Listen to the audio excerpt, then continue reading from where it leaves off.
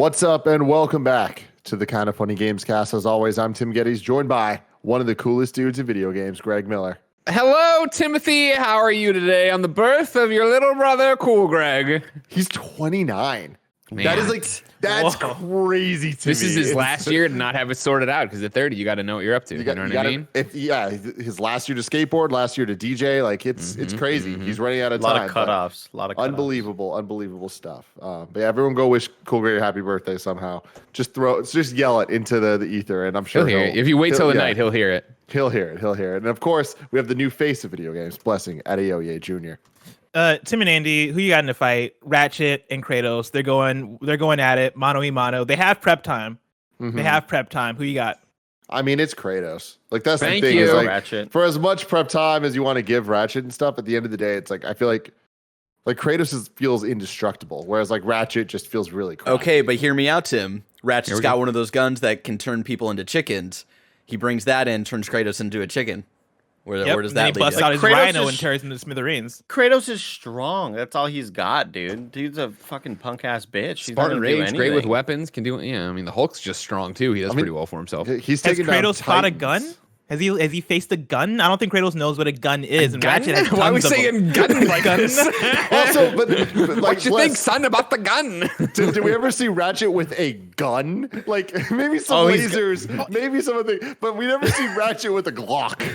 Yeah, but it's because he has like a bunch of different types of them. He has like the explodey guns. He has the lasers. He has the pixelator. He has the ones that make you dance. We're going to jump 3 things ahead, all right? Do you guys think Blessing could kill a chicken? If a chicken knew it had to kill him, a rooster comes at Blessing. Can Blessing kill that rooster, or is that rooster going to fuck up Blessing?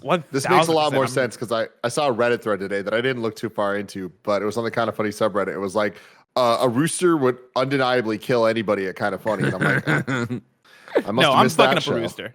I want you to know, Tim, that's what we were grasping at for content yesterday on PS I Love You XO. Then we wake up today just drowning in PlayStation news. So much news. God forbid they do any of it yesterday. Jim Ryan get off his keister, say something on a Monday afternoon. Joining us again, of course, is the Nitro Rifle, Andy Cortez.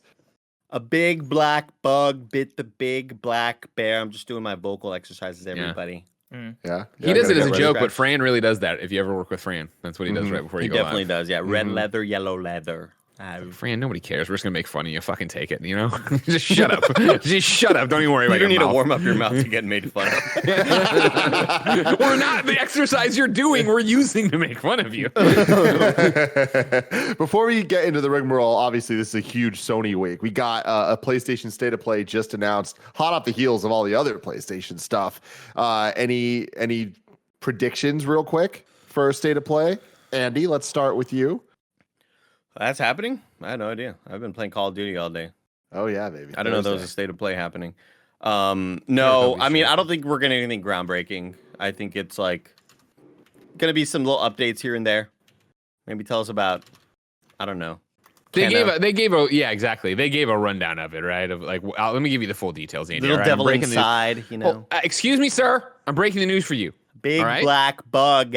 Sid Schumann over at the PlayStation blog says, time for another State of Play. This Thursday's State of Play broadcast will serve up new updates and deep dives for 10 games coming to PlayStation 4 and PlayStation 5, including new game announcements and updates on some of the third-party and indie titles you saw in last June's PS5 showcase. The show is clocking in at 30 minutes or so, give or take. Can't wait to see what you think. Yada, yada, yada. Blah, blah, blah. There won't be any PlayStation hardware or business-focused updates during this show. We're focusing on great games set to come out in the months ahead. So, yeah, Kina for sure. Right? Come on. Oh, yeah. 1,000%. Because that game's due out this spring. More than that, though, like if they're specifically mentioning the last June showcase, like wasn't that the one we also saw Final Fantasy 16 and Horizon and all that stuff? Final Fantasy 16 was the fall one.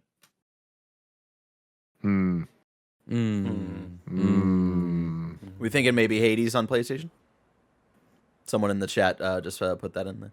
That'd be smart. Yeah, that's got to be getting ready to expire. I right? think That'd be one DJ of the new Kento ones to put out also said like a lot of 4K 60 frames per second PS4 games.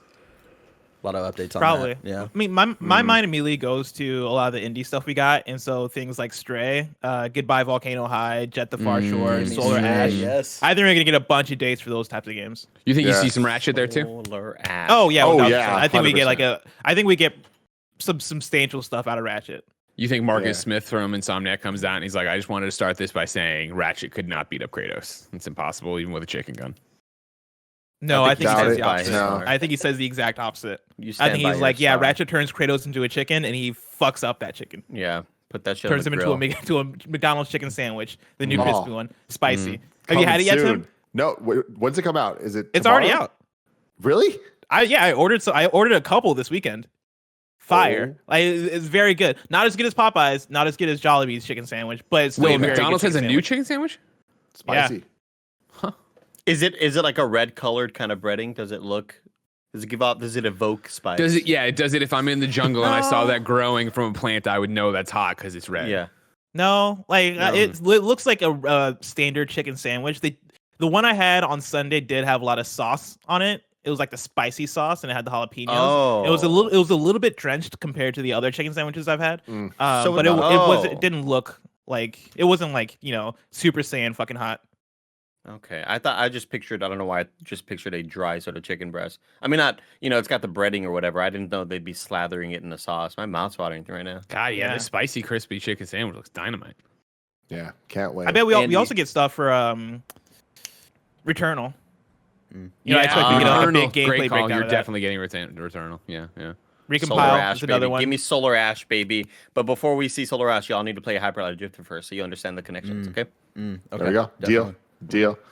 This is the Kind of Funny Gamescast, where each and every week we get together to talk about video games and all things that we love about them. You can watch the show for free on youtube.com/kindoffunnygames or roosterteeth.com. If you just want to listen to it as a podcast, search your favorite podcast service for Kind of Funny Gamescast, and we'll be right there for you. But if you want to get the show live as it's being recorded, if you want to get the show with the exclusive post show, if you want to get the show ad free, you should go to patreon.com/kindoffunnygames, just like our Patreon producers did. Graham of Legend, David Mintel, Trevor Starkey, Elliot, Patrick Higgins, James Hastings, Katie Gallagher, Sancho West Gaming, Chai Jackson Burgess, Alex J. Sandoval, Julian, the gluten-free gamer, Manbear, Paradox, Talia, Floyd, Civilian Soldier, Mizuki, Trent Berry, Kevin Bogues, Joy, Joseph O'Yusuf, Tyler Ross, Jesse, the Decrepit, James Davis, and the Nanobiologist. Thank all of you for making all of our dreams happen. But before we go on too long, let's start talking about some video games, boys. Blessing, you finally beat Bowser's Fury.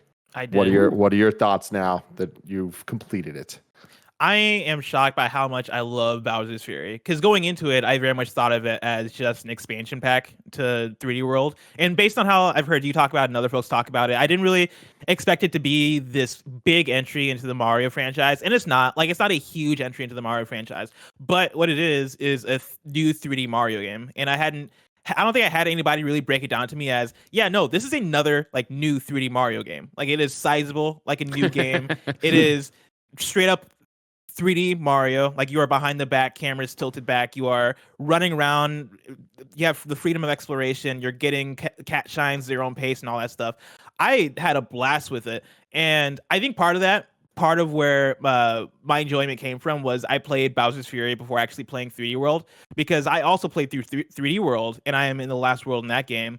And as I've been playing through 3D World, I've been having that slow realization that, literally all of the mechanics and all of the abilities and all this shit is just ripped straight from 3D World and put into Bowser's Fury. And so you get into things like the clear pipes and how you use those to give yourself like a unique path to a certain destination. And the exact way it's used in 3D World, it's used in Bowser's Fury.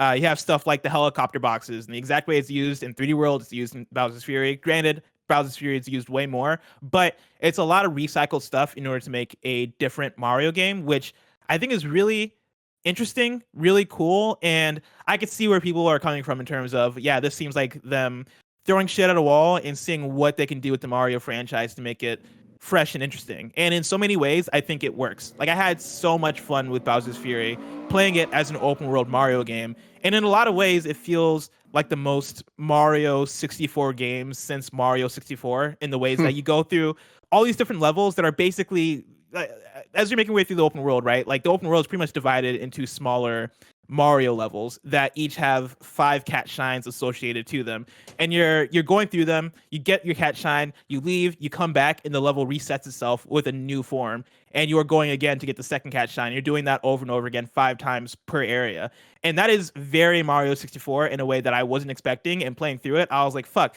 this is all I want. Like, if they keep making Bowser's Furies, I'd be fine with that, because I had such a blast with it. It's everything I've wanted from Mario. And yeah, no, it was lovely. 3D World, I played through towards the end. Also really enjoying 3D World. Played it all co-op, like I talked about last week. And yeah, Nintendo Online kind of sucks. Playing the whole game online feels like I'm playing the entire game on an ice level. Like, it feels like I barely have that that element of control that you want in a Mario game, because Mario games are so associated with having precise, perfect control. And when you lose that, you lose a lot of what makes actually controlling Mario fun. That said, like, it is a Mario-ass Mario game in the way that, yeah, like, all the levels are well designed. Like, it's fairly easy for the most part. You're getting that level, that Nintendo level of world design and level design where everything feels, just cool, unique enough from challenge to challenge. But I will say, it kind of falls into that new Super Mario Brothers thing for me, where as well polished and as fun as it is, it still kind of feels as samey as a lot of the Mario games we've gotten before have been. And so, there are things that 3D World does, like new levels have new environments, and each level kind of has its own theme and all this stuff. But at the end of the day, like, going from level to level, I'm very much like, okay, this is a Mario-ass level. Like, this is a Mario game. Each world is either the water world or the lava world or the cold world or the cloud world. All that stuff kind of stays the same. And so 3D World, I've enjoyed it for that. I've enjoyed it for what it is, but it's very much more Mario. Bowser's Fury, fucking amazing. Loved it. Andy, have you played more Bowser's Fury? No, not since the last Gamescast, unfortunately. Do want to wrap it up probably this week, though, most likely. Awesome. What's your experience been like playing with us online with the normal 3D World stuff? I mean, sort of we mentioned it last week, right? The lag, and it just makes it kind of unbearable. Also, having Kevin go, God damn it, whenever you mess up feels even worse than it already does to mess up. Mm-hmm. Yesterday was some of the most rage I've ever felt, and some of the most just euphoria I've ever felt. Like yesterday's stream was a lot of fun, and it was maddening. It was maddening because I was dying because 40% of the time it was my fault, and the 60% was, why is it stuttering here? Why am I getting slowed down here? This game needs to be precise. Just like what Bless was mentioning earlier. Like, this game needs to be precise. It's a precision platformer. You are jumping, and you have the tiniest amount of space you need to land on, and then something happens. And when you're playing with 4 players, and whenever one player either gets hit or gets a level or gets an item, the screen freezes, and it's part of the game. But why? Like, it doesn't have to be that way. Just let them get a mushroom, and that's totally fine. I don't need the whole game to and stop moving so I can then fuck up whatever I was doing. Celebrate your friends, Andy. All right? I don't want to celebrate when they get hurt, Greg. The screen freezes no matter what. You really don't? Like, you don't want to point it out when Nick fucks up? You don't want to know that Nick just fucked it up and you should give him shit? No, because I know I'm going to fuck it up the next 10 seconds. Okay. I'm going to be right there. I don't know how you guys play this game on 4-player, by the way, because the amount of times I've accidentally picked up my co-op partner, or they picked me up and thrown me off of the level, it's infuriating. Yeah. And playing with 4 people and one of them being Nick, I could not imagine that experience. When you're trying to be really when you're trying to be precise, and you are, the amount of times, Blessed, that I'm like, oh, I see this jump, I'm gonna go for it, and as I'm going for it, somebody's coming back up, down, and like respawning, and I hit their legs, and I just get shot right down because, oh my god, it is absolutely maddening, but it's a really damn fun game either way. And did you guys do the level where each time you jump, the platforms change? Like, they flip back and forth? I did that. The desert one? I forget which world it's in. There's a desert one that has those elements that I did the other day with Snowbike Mike on stream, and it was, I was trying to get a green star, and I was like, this is mine, all right? Everybody stand the fuck back, all right? I'm going to get this green star. I screwed it up last time. I'm going to be the one to get it. And about 12 tries later of me just shorting jumps, and it's like, all right, here we go, boom, and then the platform drops, and then I just fall. Like, it's so embarrassing. I had that so exact same. There's like one star specifically it's in the middle of all these different platforms that change back and forth. And I swear we had multiple game overs trying to get that one star. And like I barely get game overs in this game because it's Mario and like modern Mario games are fairly easy. But this one specifically had me like, we're getting this and we are not passing this level until we figure this thing out. And we lost a whole bunch. So it's difficult, Andy, but it's not as hard as Dark Souls, which you beat because you're a pro gamer. Tell me about that. Finally beat Dark Souls. What an experience. Top to bottom, it's just one of the best design games ever. I say that with no exaggeration at all. The amount of moments that Greg, in Bloodborne, you can hit those really cool checkpoints, right? You hit those cool shortcuts, and you're like, oh, wow, that's really clever and nifty of them. But the amount of times, and it could have just been that I spaced out the gameplay in this quite a bit, right? So I entered this one area at the beginning of my journey about 3.5, 4 weeks ago called the Valley of Drakes, and it has a very distinguished look. It's kind of very blue tinted. There's a lot Does of. it have John Drake? No, nor the singer. Neither, actually. Or Nathan. False advertising. Wow. Nor Nathan. Drake's But there's a Coffee lot Cake? of like kind of semi big dragons. They're not gigantic or anything. And on the other side of them, there's a bridge, and they're all on the bridge. And on the other side of them, a big giant door. And I'm like, all right, there's no way I'm going to be able to beat all these because I don't even know if I can open that door. So whatever, I'll kill one here at the entrance and just forget about it. And then about a week ago, and I see that area often. And then about a week ago, I need to tackle this new area, and it is this haunted kind of ruined area. It's called New Anne Orlando, and it is it's decrepit, it's gross, and there's like ghosts that come after you. You have to take a little item so that you can hit them, or else you just swing right through them. Really creepy shit. And it's very, very dark. There's no music. It's just really awful to be inside of. And then you do all your exploring, and I find a key to a door. And I'm like, oh, cool. I go through that door, and I walk up the stairs, and I see that there's like an opening that I could look through upon something. And I'm walking up the stairs, and then I look to my left, and it's the fucking Valley of Drakes that I saw 3.5 weeks ago, but I'm on the other side of the gate. And it's just like, how does this world connect? How? Like, there's this amazing kind of graphic out there that shows you how all the levels are interconnected. Kind of like, it's in the game engine, it's zoomed out a lot, so it shows you, here's your starting point, and here's where all of the areas connect and how they connect to each other. It's just an absolutely genius game. I had a blast with it. I did DLC. There was some really cool bosses in the DLC, and then took out the final boss, and it was like, damn, dude, that's a real damn good game. So now I'm really excited to dive into the lore and understand what the hell was going on. So where are you at now with Dark Souls versus Bloodborne? I think Dark Souls has much better level design. And that's not that, and Bloodborne's level design is still damn good. So that's how good Dark Souls is. And going into it, that's what everybody was telling me. Like, if you think this is good, Dark Souls is kind of the gold standard for that. And what really amazes me is the first area you enter. Bloodborne and Demon Souls have a very similar way of designing their world, where you have a hub world, and there are these things that you can go walk up to and then teleport to wherever you want to go. So it's kind of like your base station. When I entered Firelink Shrine at the beginning of Dark Souls, somebody said, oh, Firelink Shrine, one of my favorite hub worlds. I'm like, it's not really a hub world, though. It's not like in Demon Souls where you walk up to all the areas and you go teleport to the wherever place you want to go, or in Bloodborne where you go to the gravestones and teleport to the area you were just in. I was like, it's not really a hub world, but whatever.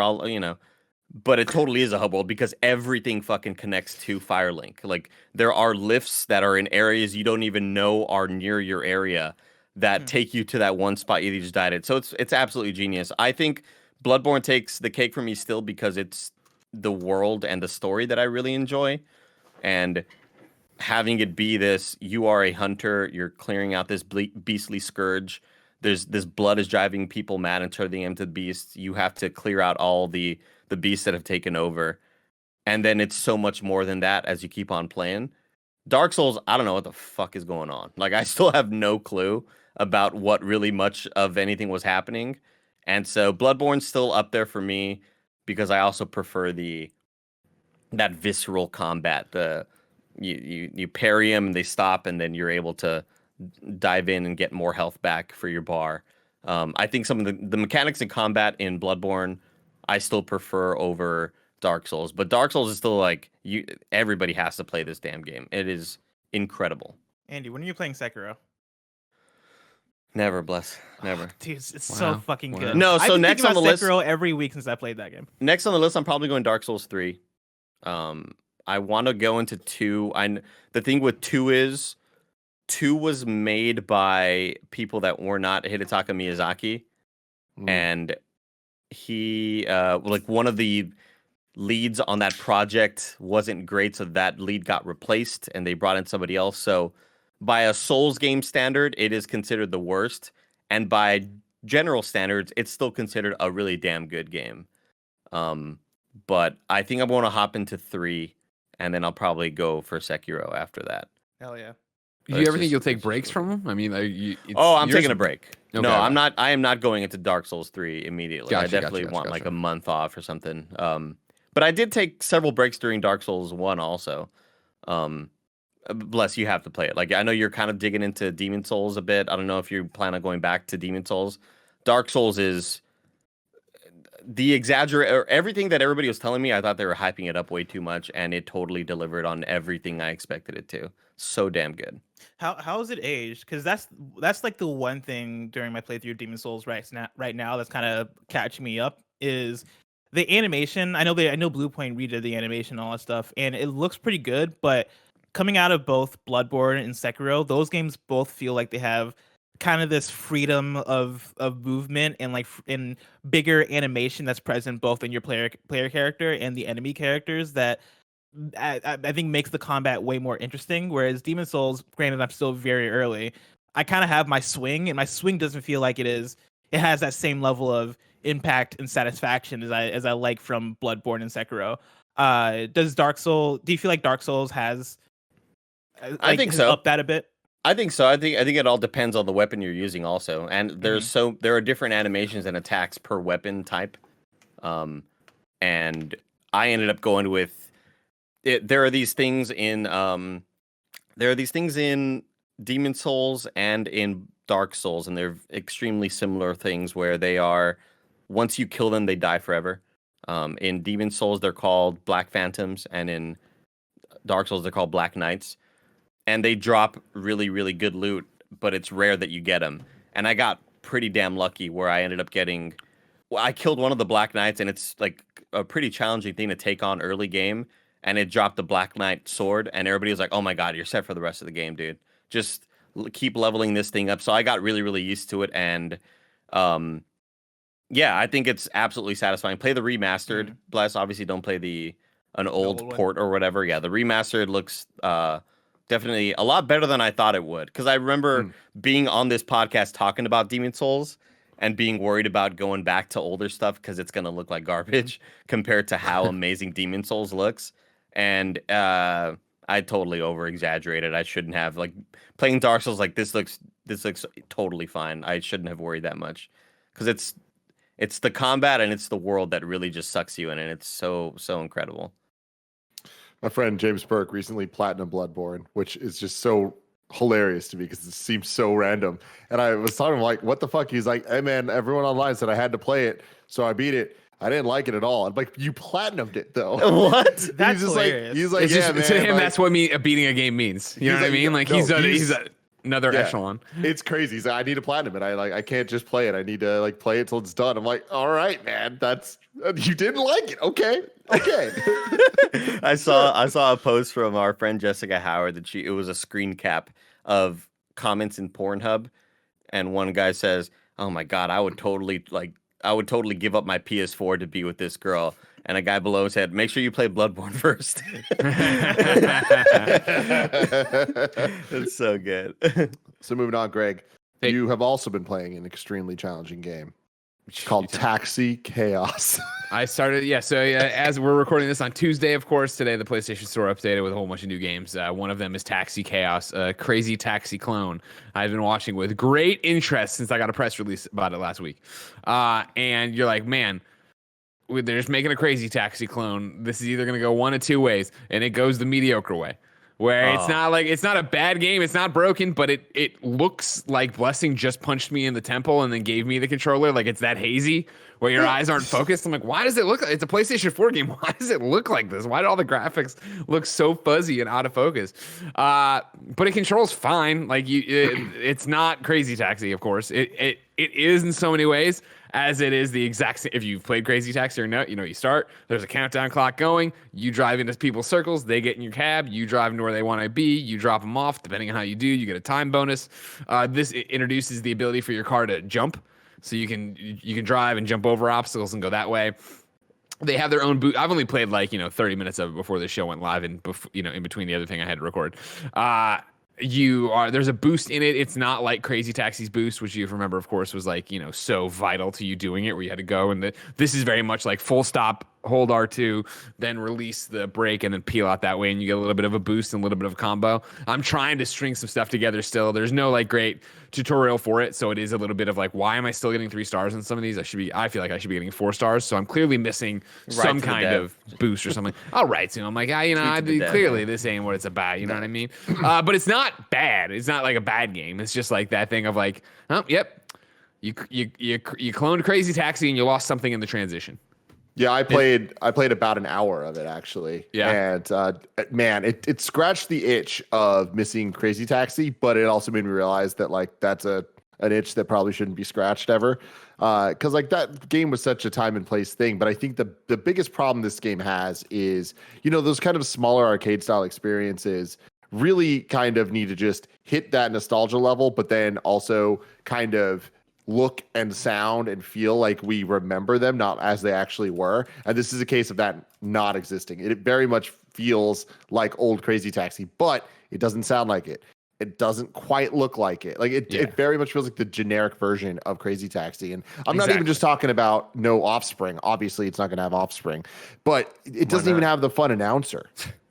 And why not? That is probably a good question there, Andy. But it doesn't. It has just generic music. That's fine. It's not like it takes away from it, but that's how you describe the entire game. The whole game is fine. Yeah, it's totally. It's an inoffensive, watered down Crazy Taxi that I wouldn't recommend you spend money on. But it's I don't hate it. I didn't delete it off the hard drive yet. I still want. It's that thing where I'm like, I was fucking really good at Crazy Taxi. What do they want me to do? What am I not doing in Taxi Chaos to make myself go just fast enough, or a little bit faster to cross? They want you to get. You have to just keep playing, and then you unlock the new taxis. That allows you to go farther and get more customers and stuff. Gotcha. Yeah. Tim, does it also look like Blessing punching in the temple? It's not so much Blessing punching me in the temple. I get where Greg's coming from with that. For me, this looks more like intentional. Oh really? It feels like it's a design choice, and a lot of the art style kind of sucks. It just kind of sucks, and that's the thing. I loved Crazy Taxi growing up, not just for the fun arcade style of it, but I liked the cast of characters. Each one was unique and had their own vibe, and it wasn't just Offspring. It was it's time for Crazy Taxi. The announcer gave it a vibe. You ready to make some crazy money? The logos on the side of the taxis, and even just the little tiger guy. There was just a fun to the world, and on top of that, all the weird licensing in the world of the Pizza Hut and Blockbuster and all that stuff. It kind of just made it feel special. Whereas this kind of feels like stripping all of the special things away and just leaving just the gameplay, and there's not enough there. And I think the biggest problem is, if you really were to boil down the gameplay of this, it is you get in a taxi, R2s go, L2s stop, and you get into someone's circle to take them to another circle, and there's an arrow at the top of the screen directing you where to go. The arrow sucks. The arrow is abysmal, and I would say the red 30% of the time is facing the wrong way, and I'm like, "What are you doing?" I know, I see it's red. the station in front of me, and it's telling me it's that way. I know, and it's red. It's turned around, so there's no shadows on it. So sometimes I thought I was pointing the right way. I wasn't pointing the right way. Yeah, you're getting in, you have this boost out of the blocks, to hold the brake and hit R2 or hold R2 and then release the brake, and it's you're constantly pointing in the wrong direction. So like, I haven't found, have you found a way to 180 easily? Like, there's no like, yeah, right. Jump, so it's I've like, been jumping, but that slows you down so much. Totally. Yeah. It feels like it's just one of those types of old school games that we thought we wanted back, but maybe we don't. I don't go that far. Crazy Taxi or a legitimate Crazy Taxi clone that people put money and time into, I think could be really great. If you had that, I agree. That if you had that character, if you had a new soundtrack, it could be in all independent artists or whatever. If you like had a art style that doesn't look fuzzy, if I think you could really tighten it up and give it something cool there, and I think it would work. So I also played about 30 minutes to an hour of it, and I think like they're on to something a little bit because I'm kind of with I think both of you guys might have said this, right? Like it scratched an itch, and playing it, I've not deleted it off my hard drive yet, though I'm very much with both of you guys where it is very mediocre, and it's almost like I punched myself in the head before I played this game, and like the art style looks fuzzy and looks kind of ugly, and I'm not getting any of the things that I got from Crazy Taxi back in the day, or actually in my case Simpsons Road Rage, which I played a lot more of than Crazy Taxi, and I loved Simpsons Road Rage. Cool, but I was kind of looking for some of that personality out of it, like going around picking up characters and those characters having fun things to say. I picked up a character and like they said something, but it was one of those things where I was like, what? I don't know. Okay, there's storylines in this that said on one of the load screens and secret items to pick up. And I did pick up somebody and they started having a conversation about being an influencer. And I was like, what is happening? My problem with the writing's not good and there are storylines, but I played for an hour and I already got to repeat one 3 times. Like the same woman gets in the thing and she's like, I need some coffee right now. And I got the same woman telling me the story about like what her day is, her day revolving around. Like she's like this hipster chick that likes coffee. And it's like, man. Is it something that maybe they needed to add newer mechanics or newer features to that would kind of one up the experience? Or is it just, you just want Crazy Taxi again, maybe at a better res, better visuals? I think at a base level, new mechanics in. Yeah, I think at base level they needed the flair that Crazy Taxi had because this doesn't have it. But I think from the gameplay perspective, they had to get the essentials right first, and they didn't quite do that. And again, like Greg said, it's not bad. It's completely playable, and like I had fun playing it. Yeah, but I do think that the elements they added, like the jumping, feel out of place. If I remember correctly, Crazy Taxi 3 had some form of a jump situation. I don't think you could always Crazy jump. Taxi 1, man. I mean, me too. But I remember Crazy Taxi 3 came out on Xbox, and it was in Vegas, and there were a lot of things you could jump off. So I don't remember if it was a button or if it was just there was more ramps than normal.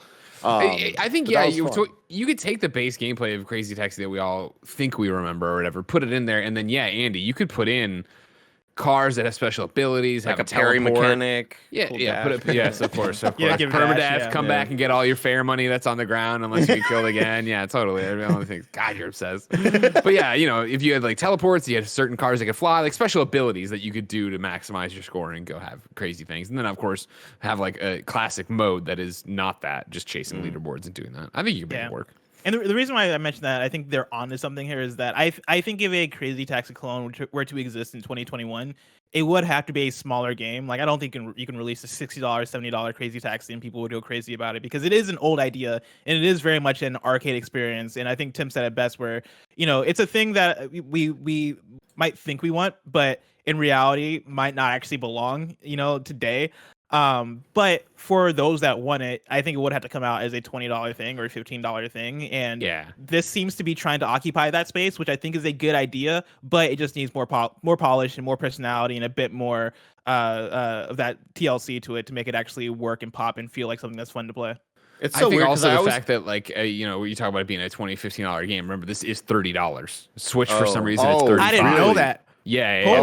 This should be a for the amount of content, the look, and everything. This should be a $9.99 downloadable game. Straight up. Yeah. For $10, I would be like, I wouldn't recommend buying it, but you're not wasting your money if you did. Like, there is some fun to be had there. For $35, no way. That's bad. It's wild. I always think of these old kind of games that we want back, like the Road Rash remake in 2018. Yeah, I'd love right? a Road Rash. Where I say it just kind of came and went, and we realized Hunter. Maybe we really didn't want that. I mean, I always think of Spy Hunter 2, but I don't know if I would want to play that today. I think about it at the time and loved it, but I don't know if I had that game today if I'd be pouring hours into it. But it's wild that Tetris could come back and just destroy because it's got this cool new filter and it's Tetris and it's great. Like, we need to see Tetris Effect. We need to see that version for, like, not only just Road Rash, but I'm thinking, like, like Centipede and Galaga. Yeah. Like, we need those types of things. Oh my god. Well, I mean, it all kind of started with Pac-Man, right? Like Pac-Man had the best version ever, the Championship DX shit. Like that was crazy, neon, like insanity multiplayer Pac-Man. Like it took the concept, but it really was like we understand that this is now seen as a free downloadable game. Like how do we, modernize it and actually sell it as a product? And they nailed it. Tetris Effect nailed it. Like they totally could do that with some of those older things, but how do you do that for more modern arcade games? Like. I mean, people try. It's just like you can't do. Like you brought up Space Invaders. Like Space Invaders Forever just came out, and I didn't give it a second look because I'm tapped out on Space Invaders. I feel like we've seen so much stuff from them, right? Where it's come out and they have done the wave modes, this mode, all these different things to try to make it relevant. I think the biggest thing when you think about a Spy Hunter, you think about Road Rash, and I'm a Road Rash fan, so I'll just run with that one for right now. Is that people like us get tied up in like, oh man. Yeah, I want a new Road Rash. And then I immediately start thinking about what that would look like on a PlayStation 5, right? And it's these 3D visuals and it's this, that, and the other, and it's yada, yada, yada. What EA needs to do is just partner up with an indie developer and have them make a $9 Road Rash game that isn't trying to wheel. It's modern sensibilities applied to the Road Rash thing and it is like, hey, here's out of the blue a downloadable Road Rash for you and your friends to fuck around in. And you'd be like, oh, fuck, all right, cool. Like, same thing with Spy Hunter. Like, don't go like the way they went when they're like, we're going to put the Rock in Spy Hunter and we're going to fucking get crazy. Like, no, don't worry. Don't try to take the IP name and then make it into something grandiose that you're going to try to get a trilogy out of. Just make a smaller game. Have fun with it. Go partner up with any of the million of indies who are doing amazing things. There's something interesting there because when I played Fast and Furious Crossroads last year, like the game was horrible. Obviously, it was a big joke. Yeah, but also was my game of the year.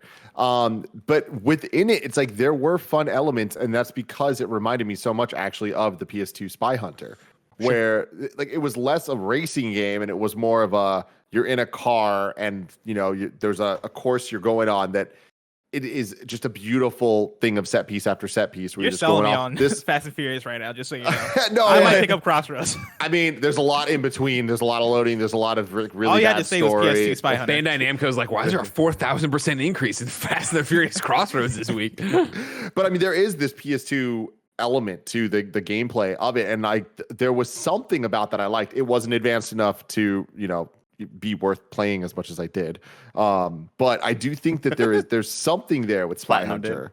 Yeah, I know. I was almost thinking about doing that just to like have that. Your first and only platinum or whatever. Way too much bullshit in it. But I do think that there's a Spy Hunter type game that could be made that would be really freaking fun where it is, don't overdo it with game modes. Don't go crazy. Just like make a fun 6-hour game of awesome set pieces that every single thing you do, you're like, whoa, that was fun. That was like, it reminds me a lot of the old James You're kind Bond of describing games. a Way Out a little bit. Like, I think A Way Out kind of has the spirit of that, where if I was to kind of boil down A Way Out to a game genre, that'd be difficult. I guess I'd say action adventure game, but even that, doesn't do justice to the fact that with every scene in A Way Out, you're doing something different and it's able to tie itself together. And it's a game that finishes in 5 to 7 hours and you're done. And it's like, cool. For what that wasn't game of the year, but I had a really fun time with it. And I expect It Takes Two will probably be a similar thing of from scene to scene, you're going to be doing something different. If a true Spy Hunter game came out in 2021 and you had the right developer behind it and I had to theorize how you would make that game work, I do think it's exactly what you're saying, where every scene you're doing something different for the first 30 minutes of this game or however long, right? Like you're doing a set piece that is, you have machine guns tied to the front of your car and you're taking out the cars in front of you. Cool. Now you're on a water level and your car is now a boat that can now take out the other boats in the lake or whatever you're doing in Spy Hunter. Yeah. And then the third level is something different. Like I think that'd be a fun way to do it. And I'd like to see that sort of game. But I think for the conversation we're having about modern arcade games and Crazy Taxi and all this stuff, I think it does get to kind of case by case, where a Crazy Taxi in 2021 I think could work, but I think it depends on who you give it to and how you what you do to boil it down so that it is I think it would have to be something that's smaller scale, but how does that translate to something that is that justifies its own existence. Something that feels true to Crazy Taxi and doesn't feel like it is scaling back for the sake of just scaling back, but it's scaling back in order to boil it down to the essentials in order to make this game fun. Yeah. I don't know how to do that. Definitely interesting. Do you think that the game you just described, what we might get from IO with James Bond, can look like that? I would love it. I think possibly, especially coming out of that last level of Hitman 3, where small spoilers if you care about story at all for Hitman 3. But the last level is pretty much this whole set piece setup where you're making your way through a very linear level, and the where every Hitman level you're taking out a couple targets, and the goal is to not kill anybody but those targets. But if you're me, you kill the witnesses. In the final level of Hitman 3, they lift all those rules and they pretty much say, hey, kill anybody and everybody on this train, including the target, and you'll be fine. And it feels very much like it is trying to set up for, hey, this is what a James Bond level could be. And for what that level was, it very much felt like a cool, almost cinematic-ish set piece from where I made my way toward the front of the linear level, and as I was making my way there, I was dropping guns, picking up the next gun because I barely had any ammo, taking out people stealthily, shooting certain people in the head, and figuring out any way possible for me to get ahead in this level. I could see another James Bond level being something entirely different to fit within the themes of James Bond, and I think for that, I think 1000% IO's James Bond could be that, where we get 8 levels of James Bond, and each of them are dynamically different, and I think that would be dope. Hell yeah! Next week, I'm embargoed on something, so next week remind me about this conversation, because you guys on both in your Mario discussion, some stuff here, we're saying some stuff that I find interesting, but what I can't talk about. Can you tell the Amazon kind Kojima? of speaky box? I don't want to say it to trigger sure. anybody else is out there. Now, Greg, blink twice hold if on. you're embargoed on God of War. Ragnarok. Speaking of Mario, Echo, set an alarm for next Tuesday at 3:15 p.m. Here he goes. It's gonna be stupid as hell. All right, there you go. What's gonna happen is that alarm's gonna go off, and Greg's gonna be like, "Oh, what the fuck?" And then like turns it off, and we keep going. Yeah, I just could have. All right, I could have sworn Greg was gonna do a remind me to punch Blessing of the Temple, or that's what I thought it was gonna be. Oh no, that's not right. I gotta cancel that. Echo. Cancel that alarm. Before we move on, let me tell you about our sponsors. This episode is brought to you by Upstart. Upstart is the fast and easy way to get a personal loan to pay off your debt all online. Whether it's paying off credit cards, consolidating high interest debt, or funding personal expenses, over 500,000 people have used Upstart to get a simple, fixed monthly payment. Upstart finds smarter rates with trusted partners because they assess more than just your credit score. One of my really good friends had a lot of credit issues, had debt every which way, and he was able to use Upstart to consolidate it into one monthly payment, much easier to wrap his head around, and now he's debt-free. You can get approved the same day and can receive funds as fast as one business day. If debt's taking over your life, it's time to get a fresh start with Upstart. Find out how Upstart can lower your monthly payments today when you go to upstart.com/kindafunny. That's upstart.com/kindafunny. Don't forget to use our URL to let them know we sent you. Loan amounts will be determined based on your credit, income, and certain other information provided in your loan application. That's upstart.com/kindafunny. And next up, shout out to ExpressVPN. You know what's not fair? The fact that Netflix hides thousands of shows and movies from you based on your location and then has the nerve to increase their prices on you. That's right. They just raised the prices once again. But there's ways around that, everybody. Now you can just cancel your subscription and protest, or you can be smart about it and make sure you're getting your full money's worth by using ExpressVPN. Here's the thing. You might not know that what's on Netflix in your country is completely different than what someone in the UK or Japan has on theirs. Using ExpressVPN, you can control what country you want Netflix to think you're in, so you get a whole new library of content. It's awesome. ExpressVPN has over 90 countries to choose from, so every time you run out of stuff to watch, just switch to another country. You unlock a whole bunch of new shows.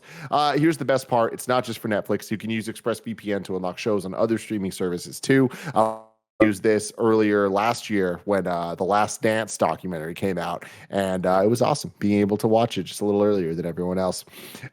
Be smart. Stop paying full price for streaming services and only getting access to a fraction of their content. Get your money's worth at expressvpn.com/kindafunny. Don't forget to use the link expressvpn.com/kindafunny. That's expressvpn.com/kindafunny to learn more. Yes. It's still going, man. Every weekday is really funny. Yeah. She's still going. What in the fuck kind of feature is that? Set an alarm for next Tuesday at 3:15. Got it. And then she kept talking. I was like, yeah. And then she's like, set for every weekday. She asked me, do you want me to set this for every weekday? No, I specifically asked for a specific weekday. Maybe you should have said, remind me at this time. Because that's usually like a one-timer. Like, Shut up, okay, I'll Andy, remind all you right? about this thing. Go cuddle your pillow back there. Go all cuddle right? that fucking pillow, Andy. Nobody Come wants your on. shit right now. So I'm liking this topic we got going here. I want to go off a little bit longer about like taking old games, but like making them work in a modern era that they wouldn't necessarily, and probably like they shouldn't come back. And what I want to bring up is Twisted Metal. I know that. Like, You mean the soon-to-be hit series? I wasn't on Games Daily, so I wasn't able to talk about this. Who was on? Was it? It was Bless? me and Fran. Fran. Yeah. Okay. it was. Okay. Talk about that. Do you guys care about Twisted Metal at all? Dude, no. Like, Not if it really. were to come back, it's a game that I rented and had fun with, and I just have no urge to try to play a game like that again. I don't know never why. had a soft spot for it, but then obviously was covering Calling All Cars, Jaffe's game, and then eventually the Twisted Metal PS3 one for IGN or whatever back in the day. And like it was that thing in the build up to it, we'd go and play that Twisted Metal at events, have enough fun with it.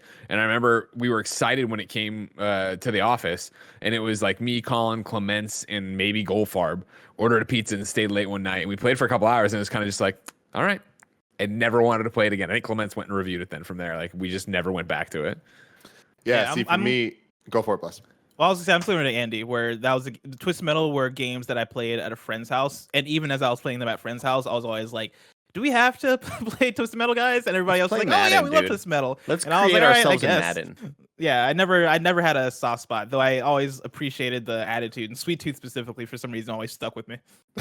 That's one of the things. Like Haunted me. It was what on PS I Love You this week. Blessing asked about, do you care about PlayStation Studios? And we talked about this Uncharted and Last of Us, right? And talking about the movies and live action stuff. And what I at least appreciate about this Twisted Metal thing is that it's not as clown sounding as I thought it would be. Like, no pun intended. When if you told me ahead of time nothing, I was like, oh, how are they going to justify everybody getting into this car combat battle royale, tearing down cities, whatever fight they're in, and then for them to be like, you're this carrier, you've got to get your delivery across the country. It sounds like a fun Mad Max, right? It sounds like a crazy Borderlands meets Twisted Metal. It's like, oh, okay. Like I personally don't sound super interested in that show, but I appreciate that it's not as trying to be by the book as I thought it would be, and totally lame. Yeah. Because I plan on maining Destruction All-Stars. That's going to be my main game. Better hurry. You better hurry. The clock is ticking on how long that esports career can go. What was that movie where fuck, it was like Fury Road. 15 Mad minutes or Max. less, 50 minutes or less. The movie where 30 like minutes or left. 30 minutes less, where the delivery driver had like a bomb strapped to him Jesse and had to like do a Eisenberg. thing. Jesse Eisenberg, hear me out. Make him the main character for Twisted Metal, the TV series. Then are you sold on it? Mm-mm. Only No? if Danny McBride's in it also. He could 'Cause be Danny the McBride nephew of was Sweet rookie. Tooth. Because those are the vibes I got from this Twisted Metal series announcement. Like it very much had 30 minutes or less vibes to it when I read through the thing, and they're like, oh yeah, it's about a guy who has to navigate a wasteland, Like out of his element. He's out of his element. He has to go deliver a thing, and like I very much was like, this sounds like a post-apocalyptic 30 minutes or less, and I can get behind that.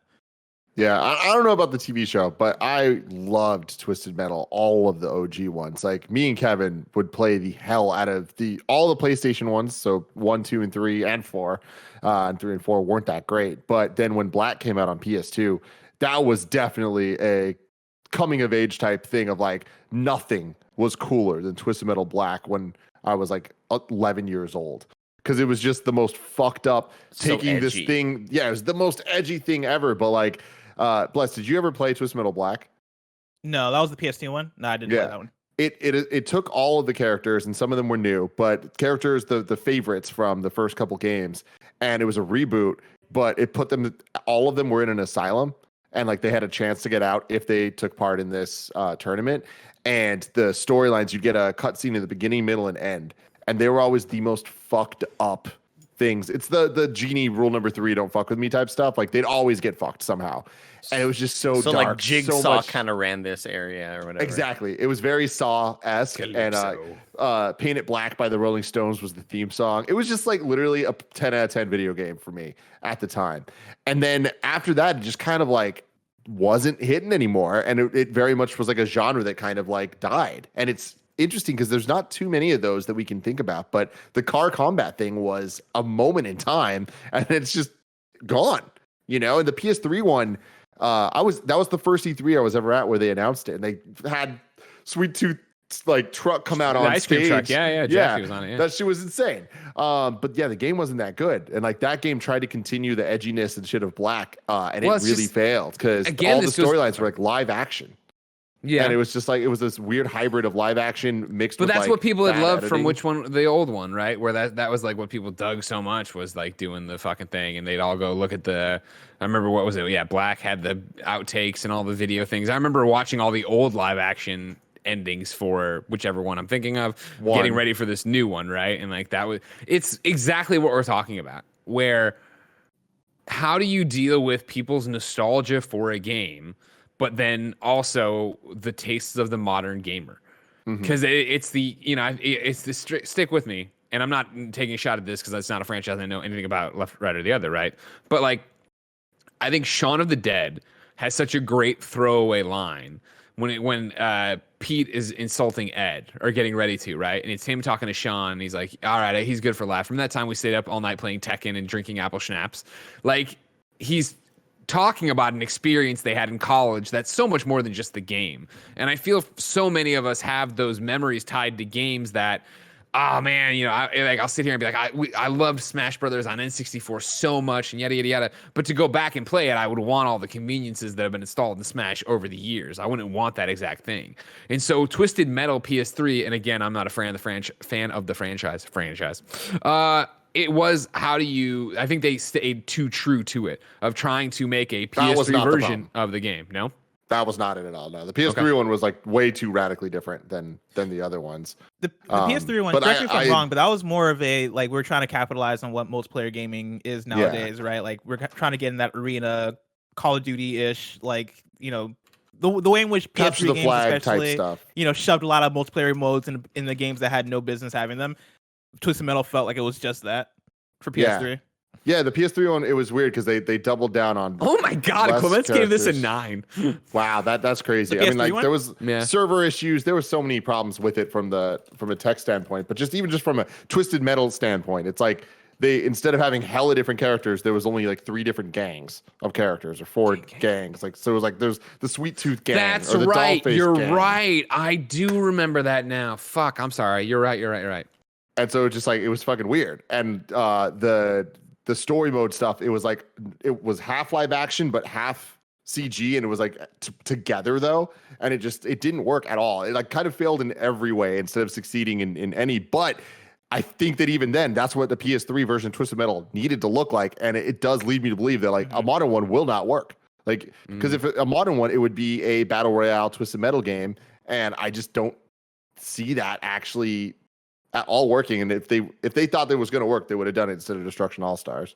I think I just always think about, when I think of driving video games, I know they have their market, but I've always just seen driving in video games to just kind of be something that, you know, supplements the actual gameplay of the real game. Like, I just think of, I love going to a garage in Grand Theft Auto and customizing my car and then getting back in that car and then going to go cause havoc and do crazy jumps or whatever in a big open world that seems very reactive.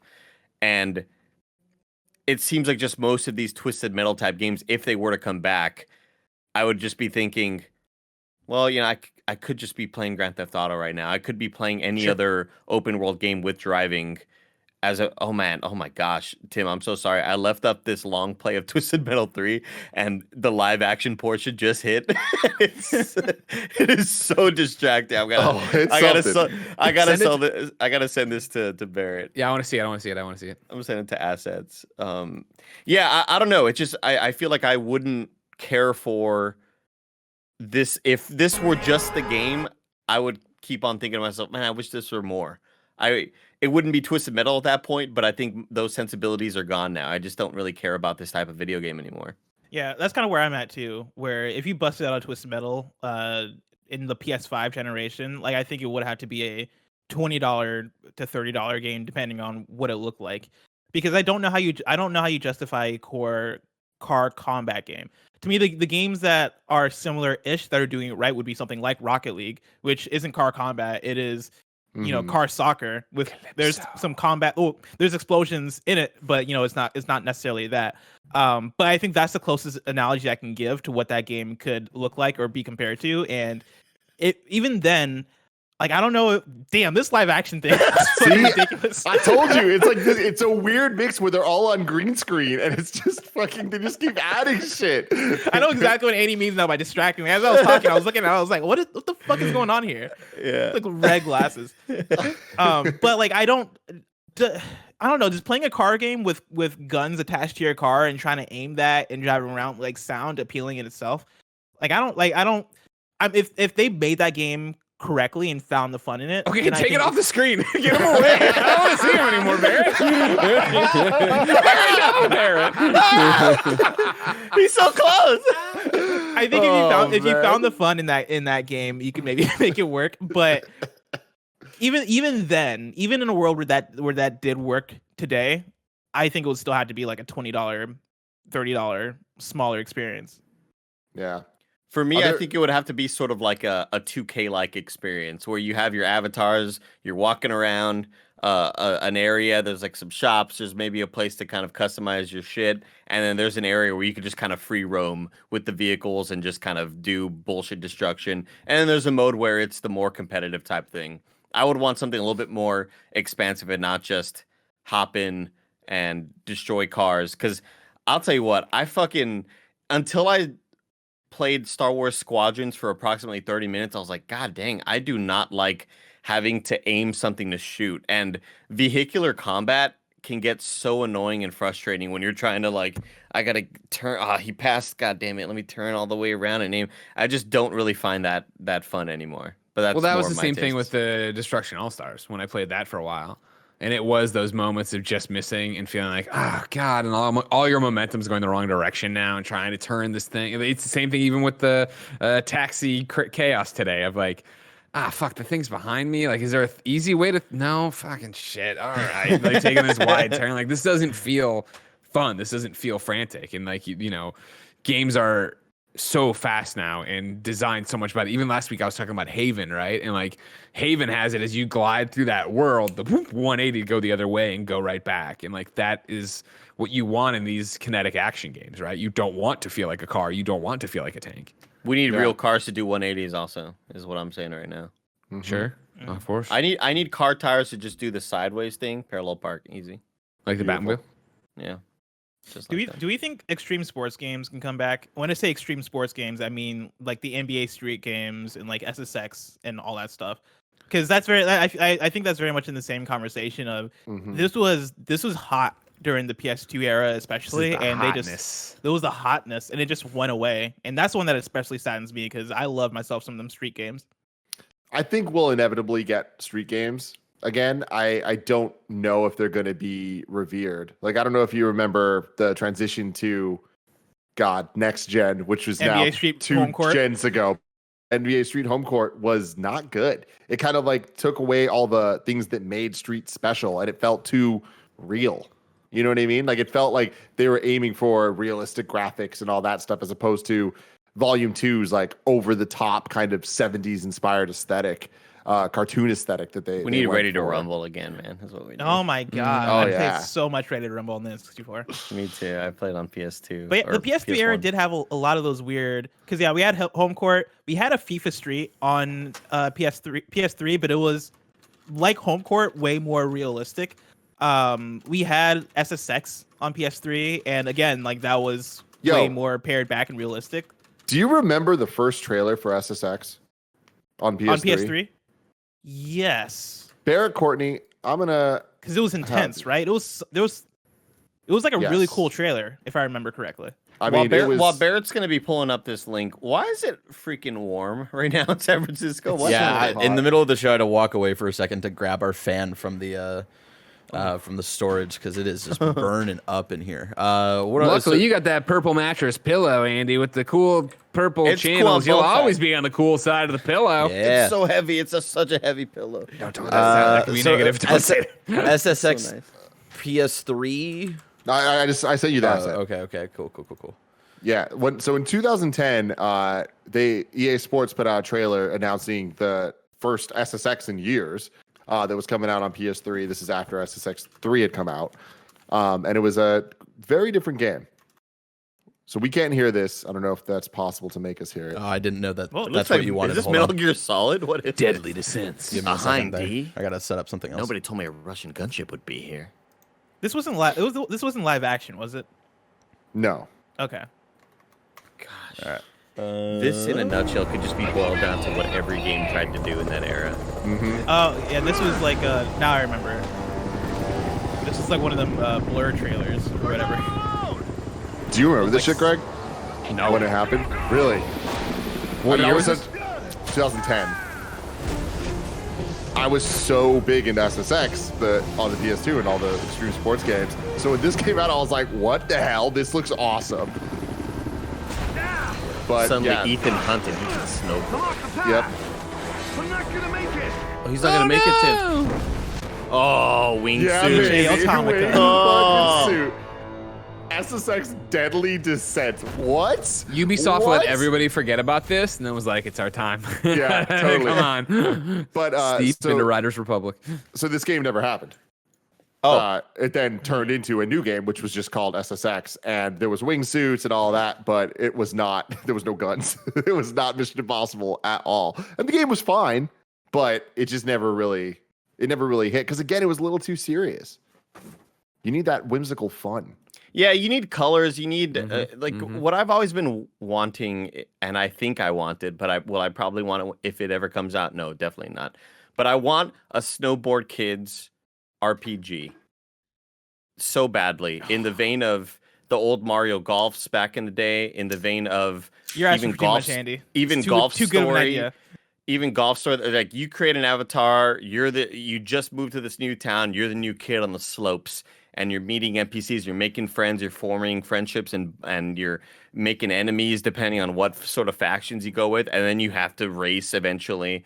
But it's sort of like a relationship manager slash, you're just cranking those snowboard soggy kid. 90s. Yeah, you He's just got a gotta big snowboard nose. kids. Can you play some Nice. Snowboard Kids when we get back into the office on SC4? That sounds awesome. It's gonna be love terrible, that. I bet. But like, you know probably. what I mean? Like, cool. Like, think of the customization, and it's still a whimsical kind of cute ass art style. I'm not saying they got to look that silly because they look silly as fuck back in the day. But crazy wacky hair, cool goggles. I want some cool goggles, man. Yeah. I don't even want I to put miss them on my 90s eyes. goggles. I don't even want to put them on my eyes, Tim. I They just do want to. I nothing. just want to be Digimon. You just I wanna want to put be 'em on- Digimon. Yeah, yeah. just want 'em up there Like the whole time, Ty. yeah. Yeah, like That's Ty. great, dude. Seth Yeah. Green and Can't Hardly Wait. Oh my God, that too, man. That was really influential on my life, right there, Greg. Not because I never wore goggles like that, but whenever I would create characters, if I was like trying to think of whatever a character in this world, they would always have goggles on the damn foreheads. Yeah. Foreheads got no air. There was no airflow. A lot of acne on the forehead.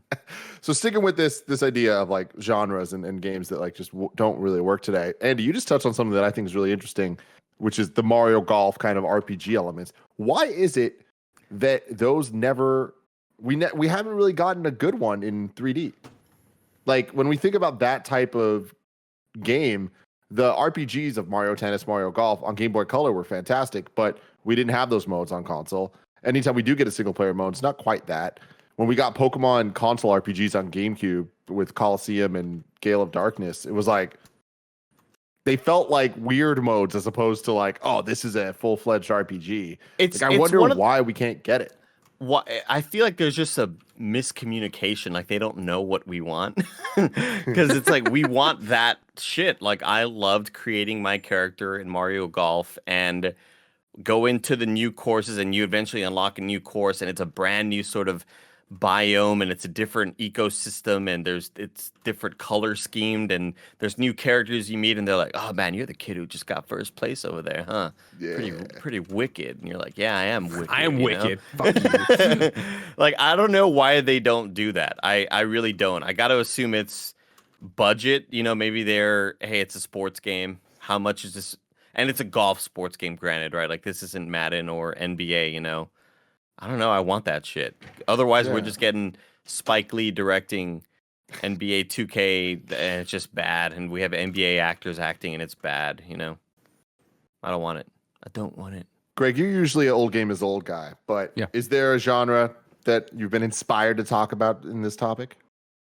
Well, I mean, we started with it, right? And old game is old for me isn't old mechanic is old. It's old game like I just don't enjoy usually replaying stuff I've played or feel like, you know, I don't go back to it.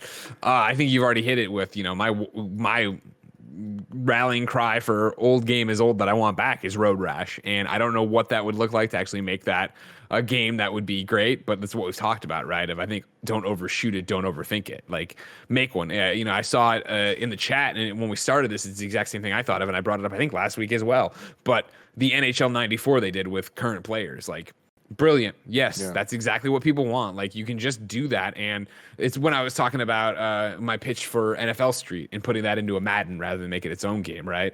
Like take those and bundle them in that way. But then also, if you're EA, like why not explore more downloadable things for $5.99, $10.99, and use your old things that way. And so, like I think of Road Rash. I think of Crazy Taxi, which I think there is life for. I think of Golden Axe. I'd love to see someone do a Golden Axe now and not immediately go, oh, it's Golden Axe, so let's make it, you know, 3D open world, 4 players, yada yada. It actually sounds kind of cool when you talk about it, but you know what I mean? Like make it like go in there and make a, you know, fuck it. I just find it second. Let's go. No, like, you know, go in there and just take the inspirations, but don't go hog wild with it. You know, there's a reason like Scott Pilgrim vs. the World works so well because, of course, it's Scott Pilgrim. It's an IP and it's got all these different things people love, but also it's a great beat 'em up. It's a great side scrolling beat 'em up, right? And like do that. We just saw it with Fatal Fury. Streets of Rage. Oh, Streets of Rage. That's what I meant. Streets of Rage last year, right? Streets of Rage 4, which did so well, and again was like, what does this look like in a modern sense? Let's not get caught up in the same thing. And then Battletoads didn't do as well, but it's because guess what? The original Battletoads wasn't a great game either. It was just really hard, and everybody remembers it being incredibly hard. No. Moving on from this, Greg, you and Andy both played Curse of the Dead Gods for a bit. Yes. What is that? I am in love with it. It's a roguelite. We just got our hands on today.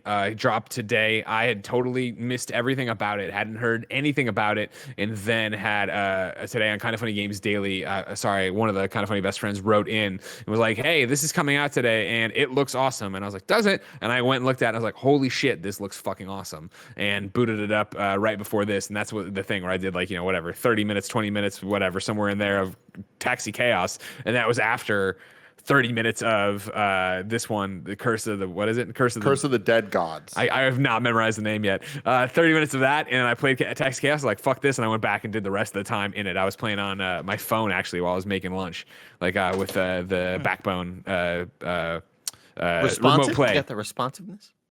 What? It felt responsive? Oh my god, yeah! I did a whole thing on the. Oh, hold on, sorry. I did this on PS I Love You, which just went live today or whatever. But Backbone is the controller that you slide and pop onto your phone for your iPhone, and then it becomes your remote play device.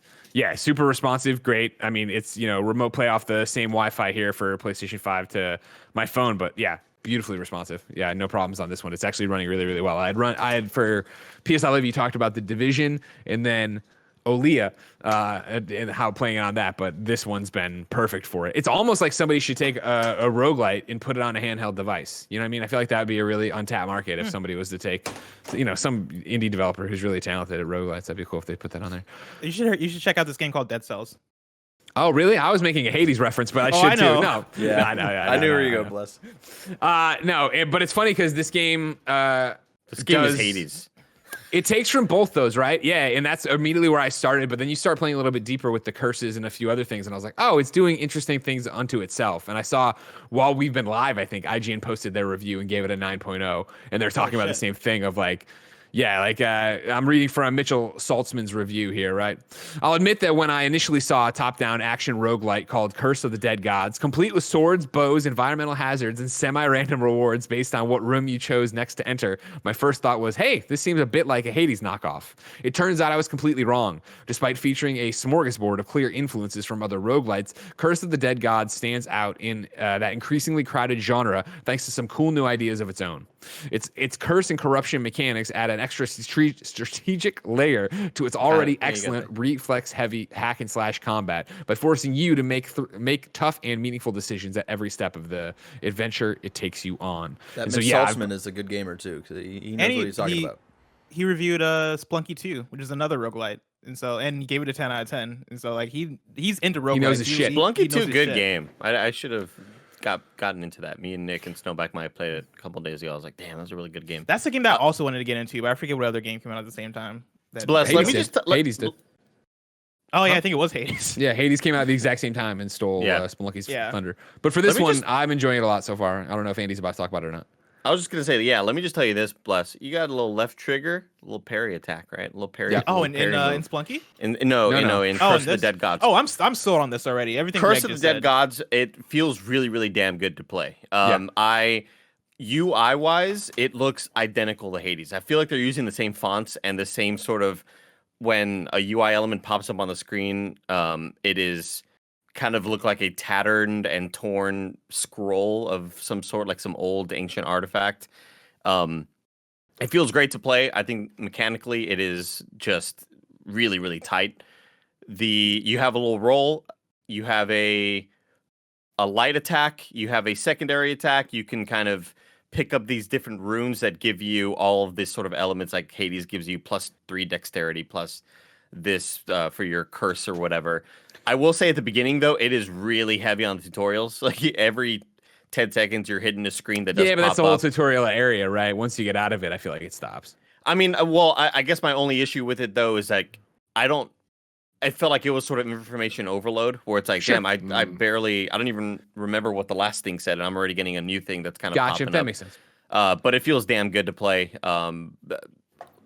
There are this mechanic where you have A is your torch button, and you walk up to little lanterns and you light them, and it sort of lights up that little arena a little bit more, which then shows you where the traps are, and you can throw enemies into the traps just like you can in Hades. But so far, I think it's really, really fun. It feels great to play. Yeah, what Mitch is talking about here, or Mitchell is talking about in his review. I don't know him well enough to call him Mitch. Like, it is that whole thing of there's so much strategy to it, right? Where you can light the fire, right? But if you fight in the darkness, you do more damage. Of course, you see the traps, but you can use the traps against the enemies. It's a roguelite. I read that wrong. I thought it said I took more damage. No. So then, on course of that, like if you when you die and go back, you lose all the stuff the weapons you had done, but you're getting the crystal skulls and you're getting jade rings, and there's another one that I haven't started earning yet. That when you come out, you can then go in and buy boosters to put on your thing that you'll have then permanent to go back into. And the same thing of like it's I actually have it pulled up here. You can go in there and you can buy all the stuff, and so you could equip the thing that's going to give you more damage, but less this and yada yada, so on and so forth. And you can buy the different weapons that'll then have a better chance of appearing when you go through. There's an offering table you can upgrade so that like when you start the game, I think there's 4 offering tables, but 3 of them are broken right now. So I'm working on the first one, but that'll put weapons there so I can actually take in what I want. And then as you go, you're earning the currency you can bring back out. As you go, you're also filling in this curse meter or whatever. And as that fills in, I think it's got 4 tiers. Again, I just started playing.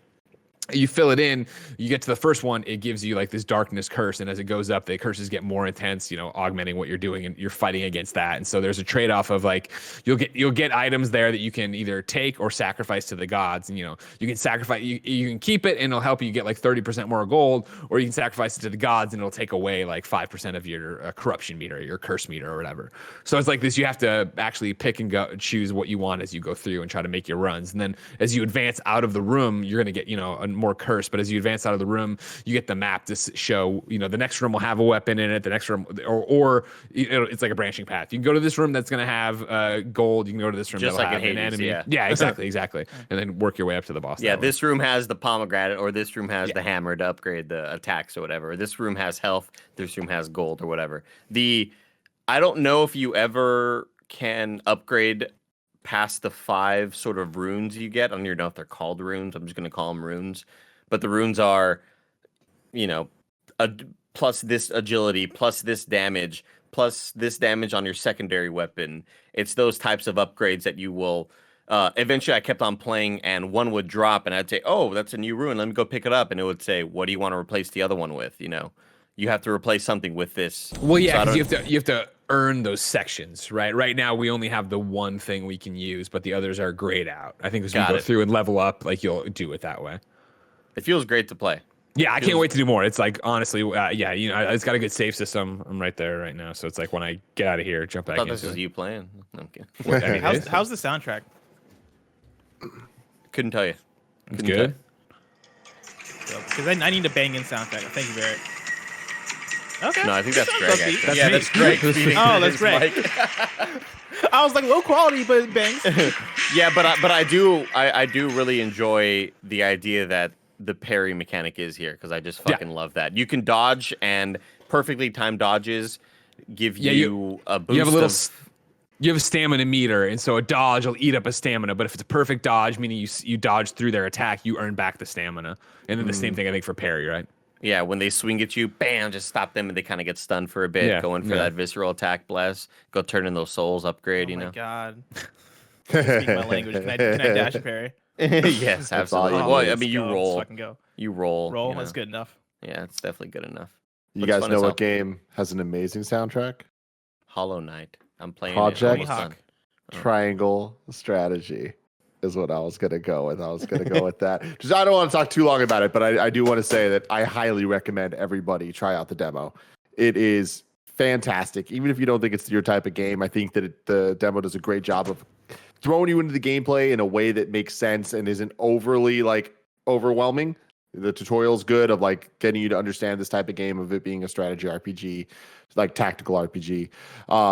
I do think that demos for these type of games are difficult, and for RPGs in general, because they kind of throw you in the middle of something. I'm like, I don't know who the hell these characters are. There's way too many of them. This doesn't make any goddamn sense. But of course, that's the point. They are throwing us 6 hours into this game, expecting we know things. But I was very surprised story-wise by how many choices it seems like there are. It seems very much like an RPG on top of this more tactical strategy RPG gameplay, which is a really cool mix. This definitely is more in the vein, I'd say, of a Tactics Ogre, Final Fantasy Tactics than a Fire Emblem.